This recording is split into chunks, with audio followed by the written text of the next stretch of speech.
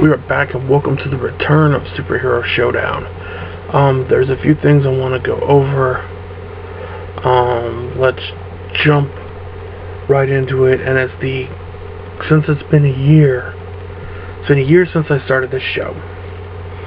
And the show all started because of my dislike and hatred for Batman vs. Superman. And since that point, DC has had blunder after blunder after blunder. Now, one thing that you can say is Marvel knows what they're doing, and Fox knows what they're doing, but DC I don't get it. It's like weird. The 80s were all about DC, and now we're all about Marvel.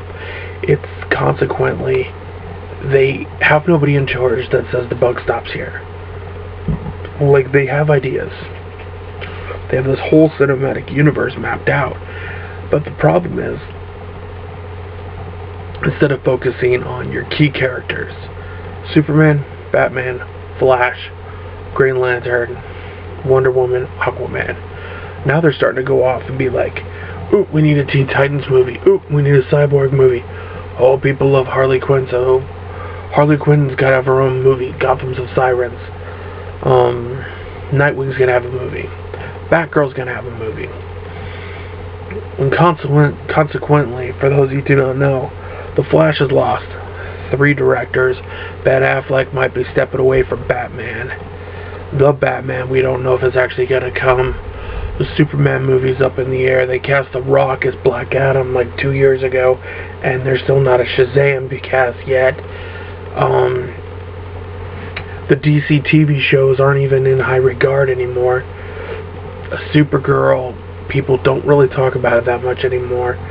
Gotham has pissed off so many fucking people lately. You have Arrow, which has fallen from grace. The Flash, which isn't that good anymore. Legends of Tomorrow, which is a piece of crap. I'm not a Marvel fanboy. Really, I'm not. My all-time 2 favorite superheroes are the Green Lantern and Batman. And what has happened lately is DC has no grasp of what they're doing. No grasp. And it's like, Marvel's making all these announcements, putting out these really good trailers, really good movies, and then you got DC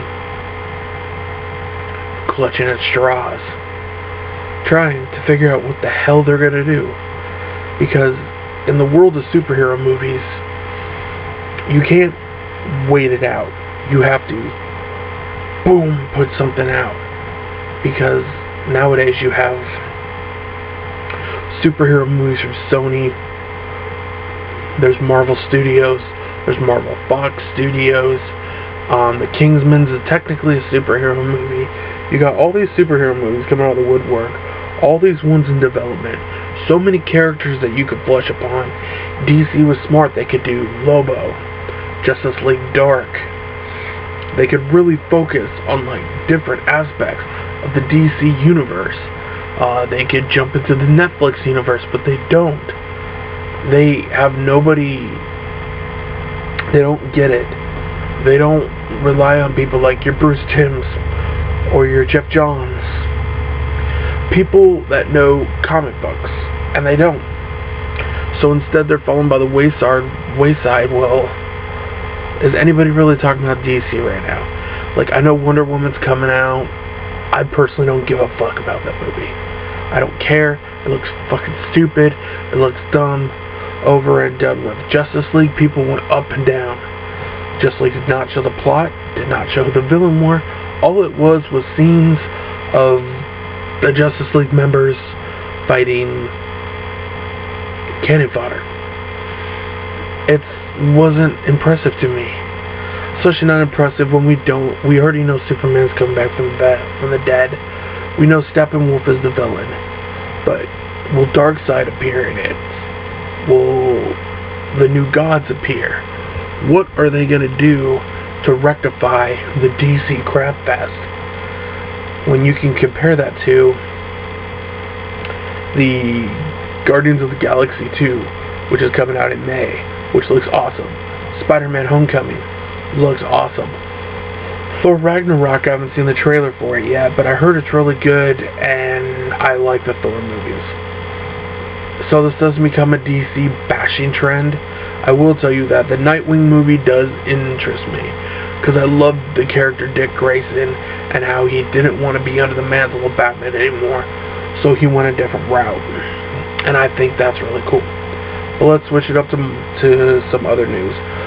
The Punisher TV show for Netflix just wrapped filming, which means pretty soon we'll get a teaser trailer. And why that interests me is because you don't really know what characters are going to be in there. I'm hoping Jigsaw. I'm hoping maybe Fisk is in there in some way, shape, or form. But John Bernthal was amazing in Daredevil as Frank Castle, as the Punisher, as Marvel's version of Batman. Punisher is a great character. There's a lot you can go into, and in a Netflix series, you can go more into the gore, more into the violence, and really capture what is Frank Castle, what is the Punisher. And to me, that is just an awesome, gritty world that he's put into. It just, for those of you who do not know, Frank Castle, I'm going to go off the original story. He was a former Special Forces, U.S. Marine, and he witnessed a hit that a mob was doing. So the mob killed his wife and his 2 kids and left him for dead. And then something snaps in his brain and he goes on a rampage. And what he does is he only kills like your murderers, your rapists, your drug dealers, your people that are destroying society. And he gets all of his equipment from this guy named Microchip, who I hope is in the series. And it's just, he's a character who's disconnected himself from society. He's a complete vigilante. He's not a member of the X-Men. He's not a member of the Avengers. He doesn't work for S.H.I.E.L.D. So he is a contrast to everything else that's in the Marvel Universe, which is really cool. I'm really excited for the Punisher series. I think it's going to be really good. One thing that I really have to address is DC, well, they have a plan. You then have Sony. Okay. For those who do not know, Sony and Marvel, supposedly after Spider-Man Homecoming sequel, the deal with Marvel is done, and then everything's going to go back to Sony. Because right now Sony still has complete creative control, but Marvel's into it, but in the Homecoming movies, you can only see certain Spider-Man villains, and some are still with Sony. So what they've announced is they're doing an R-rated Venom movie, which will have no Spider-Man whatsoever. And they're also going to do a Black Cat Silver Sable movie. And Sinister Six is still on the table. Now the one thing is, why did all this disconvoluted mess? We found out the Daily Bugle is not allowed to be used in Spider-Man Homecoming.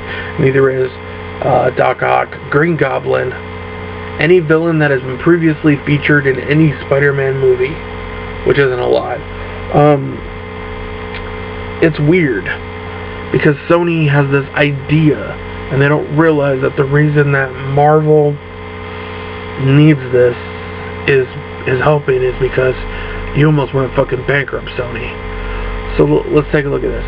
The Venom movie is going to be R-rated. It's going to be good. I think they should still go with the Eddie Brock story and not the Agent Venom. But if you do an R-rated Venom, you could then do an R-rated Carnage versus Venom movie, which would be really cool. Now the reason I'm bringing all this up is the Spider-Man Homecoming trailers are really good. I'm really interested. I'm a huge Spider-Man fan. But there's some comments that were made just a few days ago on Twitter from Mark Webb. Mark Webb stated that Spider-Man 2 was not as bad as he said it was. Okay. This is not an factual thing. This is not anything else except my mother effing opinion. The only way I could get through Spider-Man 2 was with the director's commentary. That movie was a big pile of fucking garbage.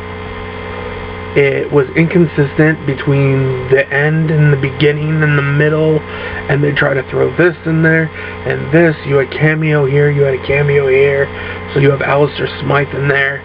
You have Oscorp Tower with all these pictures of these random villains that they wanted to show later on. Gwen Stacy's death. Spider-Man trying to figure out what he really needs to be, which they've shown way too much in these movies. Recollecting Doc Connors is still alive as the Lizard. Rhino in the beginning and at the end. And bullshit after bullshit after bullshit. Sony needs Marvel's help to make Spider-Man movies good. Andrew Garfield was a horrible Spider-Man. The Tobey Maguire ones weren't super fantastic, but I loved the first Spider-Man movie they ever did. And then I love parts of 3 and parts of 2. But to me as a whole, the Spider-Man franchise has never been stellar like what it should be.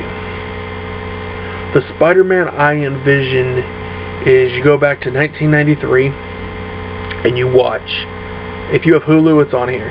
Spider-Man the Animated Series. Perfectly articulates how Peter Parker should be and how Spider-Man should be. And in every movie, Peter Parker should not remove his mask. Nobody knew that Peter Parker was Spider-Man. That was one of the biggest freaking things that they did. And they don't freaking understand that they're going to ruin it. They didn't mean to get on a rant, but when people say these sentences trying to envision us to say that, yeah, this movie wasn't that bad. It's my opinion. It's my opinion that that movie was bad. It's my opinion Suicide Squad had so much potential and was shit. Batman vs. Superman had so much potential and was crap. There's a lot of superhero movies. X-Men Apocalypse, I actually liked it, but it had a potential to do other things. Captain America Civil War, I think, as good of a movie as it was, there are certain things they were missing that could have made it a little bit better. Which is why I'm looking so forward to all this behind the scenes footage they've been showing for Infinity War. Makes the movie look so good. So good it looks.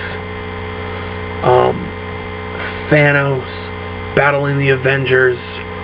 I have a good feeling that Captain America and Tony Stark are both gonna die. That's just my opinion. But that's gonna be really good. As I get more information, I'll talk about that. But one thing I really want to talk about is Logan. Now, I haven't done a superhero showdown video in a while, so I haven't been able to talk about Logan. I went and saw it the weekend it was out, and to me, Logan was perfect. Because if you want a high note to go out on the series, what really Logan was to me was it was a thank you letter to all of us fans that for years we have followed X-Men.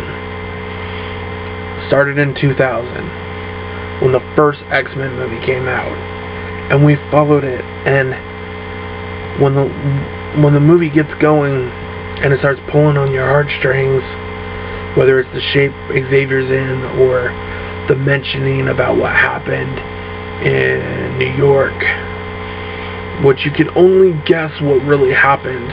They don't go in full detail about it. And then when Xavier dies by getting stabbed by a clone of Logan, that's a big hit. But what really just puts it over the top is at the very end, when Logan takes that juice to amplify him, because his healing isn't as good as it used to be. It's like old school Wolverine all over again, and Wolverine goes to town in order to do what he needs to do. But the way they ended is perfect, because Logan was not about X-23 and her making it to the other side. Logan was about the end note, the bookmark, the end of a chapter for Wolverine. And when he dies and they turn the cross into the X, it symbolizes that this is the changing of the guard, and it's a new guard for the X-Men. Which is why there's probably X movies going to be a little bit different, because Wolverine has played such a key role since 2000.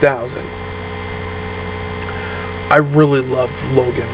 Logan was really good. Almost as good as Doctor Strange. Logan had some slow parts, there wasn't as much action as I wanted, but it was more of a human peace story that superhero movies don't normally touch on. So I really think it was a really good story, and I really liked it. So, my next video, I'll go more into Thor Ragnarok, what my thoughts were. I haven't watched the trailer yet. I plan on watching it tonight. I plan on watching the trailer. So, I got some other videos to record, but this has been Superhero Showdown, the 1-year anniversary, and I will see you all next time.